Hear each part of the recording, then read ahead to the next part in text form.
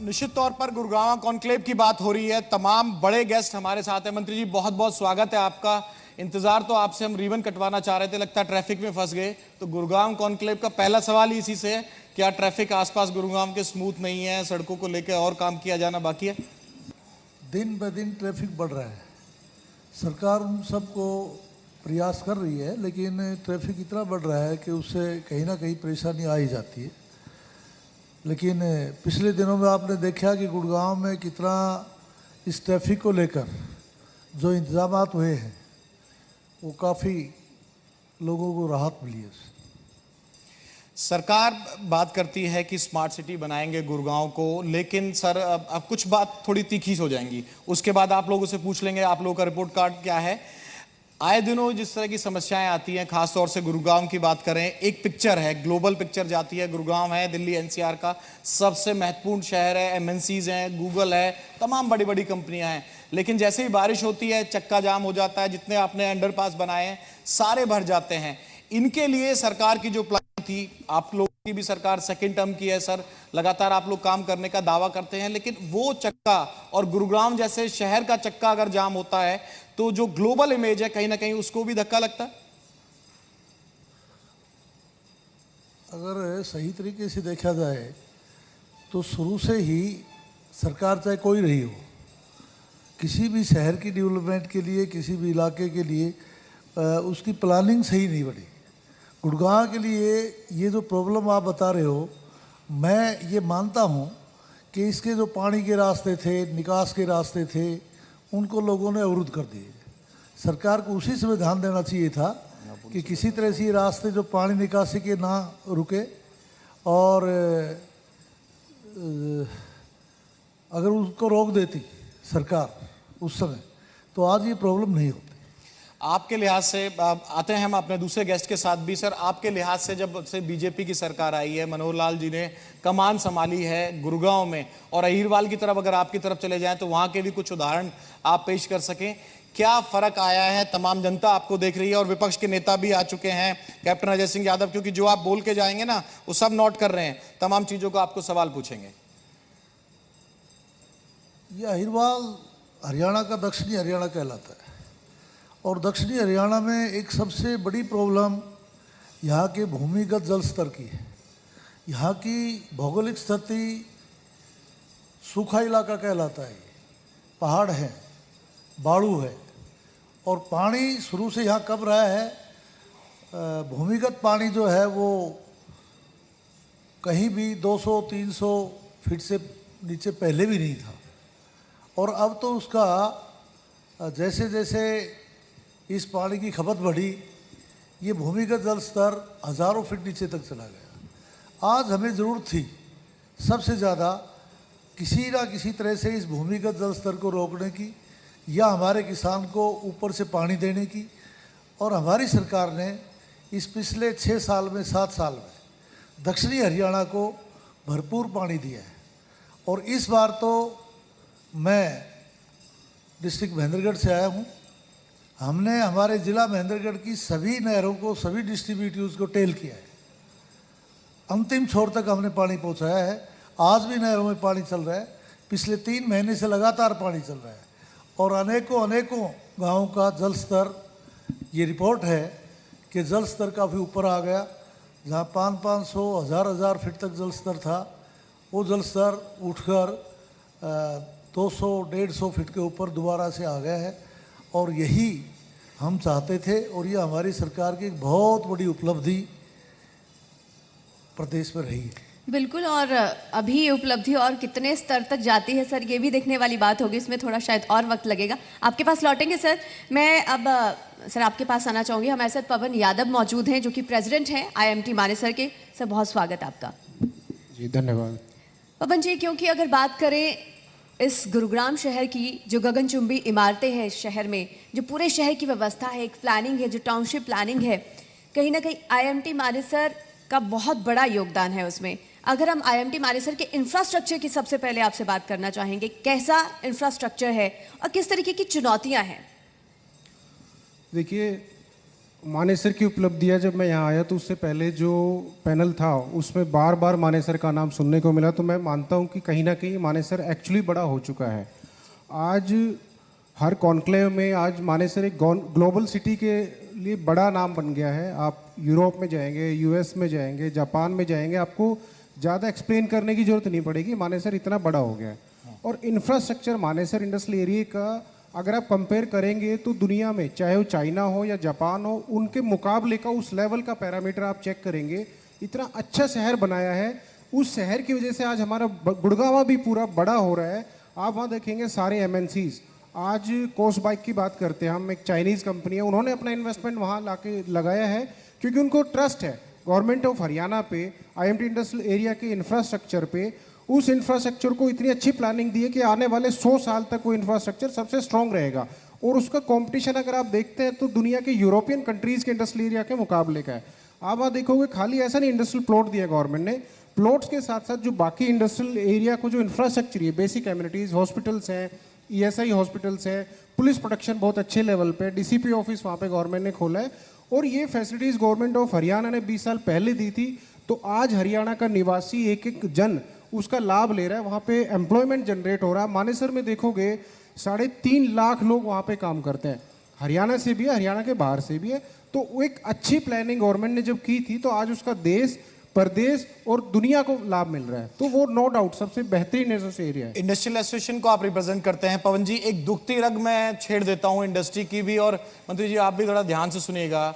मानेसर का जिक्र हो रहा है, आप लोगों की सरकार आई, पूरे नंबर आप लेके नहीं आ पाए, तो जो नारा था 75 का वो भी कामयाब नहीं हुआ। लेकिन उसके साथ साथ जो रिजर्वेशन आया प्राइवेट जॉब्स में, सीधा संवाद कीजिए पवन जी, मैं आज आपको मौका दे रहा हूं। मंत्री जी हैं सामाजिक न्याय और कल्याण, इंडस्ट्री मिनिस्ट्री इनके पास नहीं है, लेकिन बेबाक बात करने के लिए जाने जाते हैं। उसका कितना असर, क्योंकि गुरुगांव में अगर हम बात करें और उस कानून की बात ना करें तो ज्योति बात अधूरी रह जाएगी। मैं पवन जी आपको मौका दे रहा हूं और मंत्री जी से मैं जितना इनको जानता हूं बेबाकी से आपकी बात का जवाब भी देंगे। देखिए, मैं इस पे 2 बातें हैं। एक, प्रदेश को चलाने के हिसाब से सरकार ने जो 75% रिजर्वेशन दिया है वो हो सकता है सरकार की नज़रों में बिल्कुल सही कदम हो, लेकिन जब हम इंडस्ट्रियल की तरफ से हम देखते हैं तो कहीं ना कहीं हमें ये लगता है प्रदेश सरकार जितने हरियाणा का नौजवान है, युवा है, उसकी स्किल डेवलपमेंट पे ज़्यादा फोकस करते तो उनको रिजर्वेशन की जरूरत नहीं पड़ती। वो खुद से ही पूरे आईएमटी हो, मानेसर हो, गुड़गांव हो, मैं कहता हूं पूरे देश में हरियाणा के नौजवानों का डंका बजेगा। टेक्निकल नॉलेज, टेक्निकल इंस्टीट्यूट से सपोर्ट कर रही है कि नहीं कर रही है? मंत्री जी से कोई सवाल संवाद सीधा अगर आप करना चाहें, क्योंकि ये खुला मंच है जी मीडिया का। देखिए, इसमें इंडस्ट्रीज को कहीं ना कहीं थोड़ा नेगेटिव इम्पैक्ट आया है कि आज की डेट में अगर आप बात करते हो 100% एम्प्लॉयमेंट अगर इंडस्ट्रीज में है तो उसका 30 to 40% ऑलरेडी हरियाणा से ही है, लोकलाइजेशन है। तो कभी भी किसी इंडस्ट्री ने कभी ये नहीं ध्यान दिया कि भाई इंडस्ट्री के लोकल को रखना है या दूसरे को रखना है। वो हमेशा स्किल डेवलपमेंट पे फोकस करती है और जिसमें टैलेंटेड मैन पावर है उसको ही हम प्रेफरेंस देते हैं, चाहे वो हरियाणा से हो या गुड़गांव से हो या रोहतक से हो या प्रदेश के किसी कोने से हो।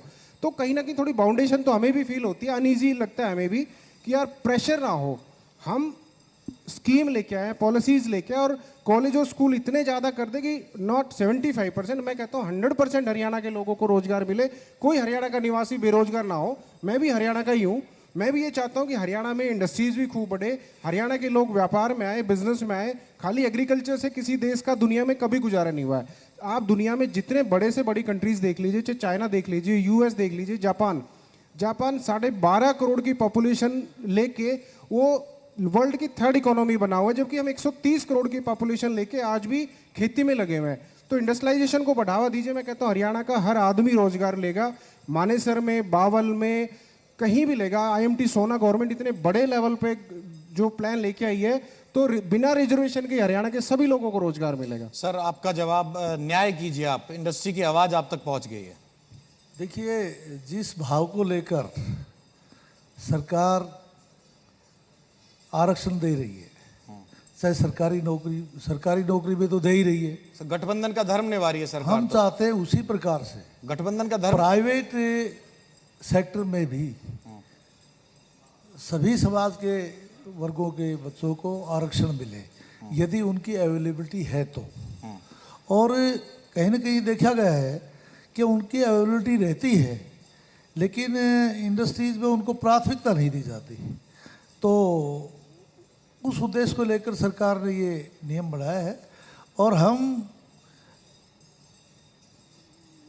ये भी कहते हैं कि अगर कोई मोस्ट टेक्निकल ऐसी पोस्ट है जिसके अंदर आपका आरक्षण का समन्वय नहीं बैठ सकता, तो उसके अंदर बेशक अवॉइड कर दिया जाए। लेकिन जो अनस्किल्ड लेबर है और छोटे लेवल की जो स्किल्ड लेबर है या जो एम्प्लॉइज़ हैं, उनके अंदर इसकी पालना होनी चाहिए। समाज के सभी वर्गों को उसके अंदर स्थान मिलना चाहिए, जी, उनको सेवा का मौका मिलना चाहिए। तो मतलब आप ठीक समझते हैं कि ये ठीक है, इसमें ज़्यादा हरियाणा वासियों का फायदा होगा? निश्चित रूप से हरियाणा वासियों को फायदा होगा। और ऐसा न केवल हरियाणा, और भी बहुत प्रांतों ने, सरकारों ने ऐसा कर रखे है अपने अपने प्रांत। बिल्कुल। ओपी यादव जी, मैं आप ही से ही सवाल लेना चाहूँगी, क्योंकि हम बात जब करते हैं किसी प्रदेश की व्यवस्था की, तो महिलाओं का जिक्र भी वहाँ पर सबसे पहले होता है। कहीं ना कहीं हमेशा कहा जाता है कि लेडीज़ फर्स्ट। तो अगर हम गुरुग्राम शहर की बात करें, यहाँ पर क्या आपको लगता है कितना सुरक्षित जो है महिलाएं महसूस कर रही है? क्योंकि क्राइम भी इस शहर में काफ़ी ज़्यादा बढ़ता नज़र आ रहा है पिछले कुछ दिनों से। आप भी खुद महसूस करते होंगे, रात के समय महिलाओं को निकलना सुरक्षित नहीं महसूस करती। हालांकि अगर किसी आम वर्ग, किसी आम व्यक्ति की भी बात कर ली जाए, कोई भी यहाँ पर सुरक्षित नहीं महसूस कर रहा है, तो क्या लगता है कानून व्यवस्था को दुरुस्त करने के लिए कितनी गुंजाइश अभी और नज़र आ रही है? सरकार का क्या एक्शन प्लान रह सकता है और आने वाले वक्त में इसे लेकर?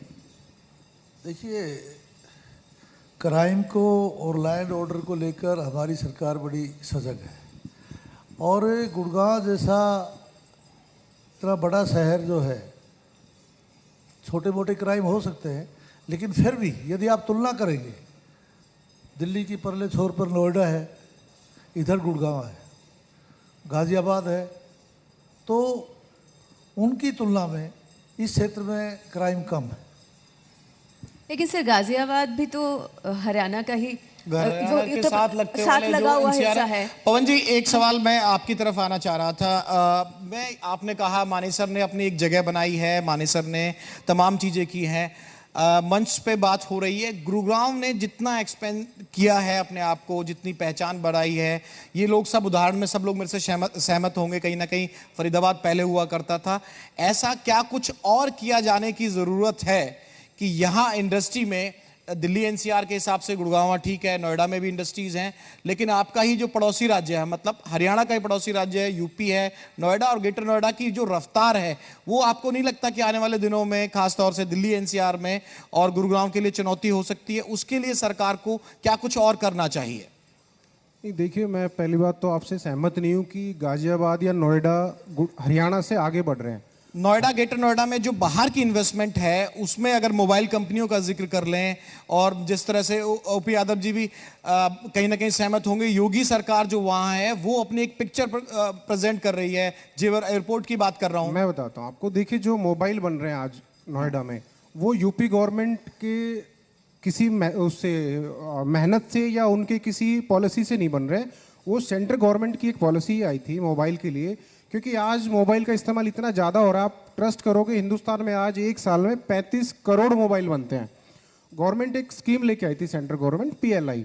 उसके बेस पे हर कंपनी को, चाहे वो सैमसंग हो, ओप्पो हो, वीवो हो, उसके अलावा कुछ छोटी कंपनियां जो दूसरों के लिए फ़ोन बनाती है, उन्होंने नोएडा को हब बना लिया। तो ठीक है, सब कुछ हरियाणा में नहीं आ सकता, वो भी भारत का ही एक अभिन्न अंग है। नोएडा भी रफ्तार में आप ये कहना चाह रहे हैं कि रफ्तार मैच कर रही है और रफ्तार में कोई दिक्कत नहीं, गुरुग्राम मानेसर बढ़िया चल रहा है। गुड़गांव नंबर 1 है, रहेगा, और हरियाणा भी नंबर 1 है। थोड़ा हमारा ईज ऑफ डूइंग बिजनेस की बात करते हैं हम थोड़ी देर के लिए। हम नंबर 3 पे थे, इस बार कहीं ना कहीं सरकार ने थोड़ी ढिलाई कर दी, हम नंबर 16 पे आ गए। तो हम सरकार से बार बार रिक्वेस्ट भी करें कि हमें वापस नंबर 3 पे आना है। जो आपकी ईज ऑफ डूइंग बिजनेस में कहाँ खामियां रहेगी, जो हम 16वें पायदान पे गिर गए, तो अगेन गवर्नमेंट को रिस्ट्रक्चर करना पड़ेगा चीजें। उसके अलावा आपने मेरे से राय मांगी है, तो मैं आपको बताता हूँ कि कहीं ना कहीं सरकार को, हमारी हरियाणा सरकार को, मंत्री जी सुन रहे हैं आपको, सीधा थोड़ा मार्केटिंग पॉलिसीज पे फोकस करना पड़ेगा कि ज्यादा से ज्यादा इंडस्ट्रीज हरियाणा में आए जी। देखिए, आज हरियाणा में कोई बड़ी ऑटोमोबाइल कंपनी आई नहीं है। जीप आई, वो भी चेन्नई में रुक गई। किया आया वो भी चेन्नई में रुक गया। तो जितनी भी बड़ी कंपनी आ रही है ऑटोमोबाइल वो रुक रही है कहीं ना कहीं। तो सब कुछ हमें चेन्नई, बेंगलोर या गुजरात तक नहीं रोकना, हमें हरियाणा में भी हरियाणा गवर्नमेंट को मेहनत करनी पड़ेगी। अगर एक बड़ी कंपनी आ जाती, सैमसंग की मदर बात यूनिट करते कहते हैं जिसे। हाँ, मेगा प्रोजेक्ट्स जिसकी बात करते हैं, जैसे सैमसंग आ गया, सैमसंग ने 10,000 लोगों को रोजगार दे दिया नोएडा में। अगर उसी तरह का, मैं ये नहीं कहता सैमसंग को लेकर, इस तरह की दूसरी बड़ी कंपनियां, जैसे ईवी का जमाना है अभी, आने वाले टाइम में ईवी से रिलेटेड कोई बड़ी जंबो कंपनी अगर हरियाणा में आती है तो एक कंपनी 20-20 हजार लोगों को जब रोजगार देगी, तो मैं चाहूंगा मंत्री जी रिजर्वेशन की जरूरत ही नहीं पड़ेगी।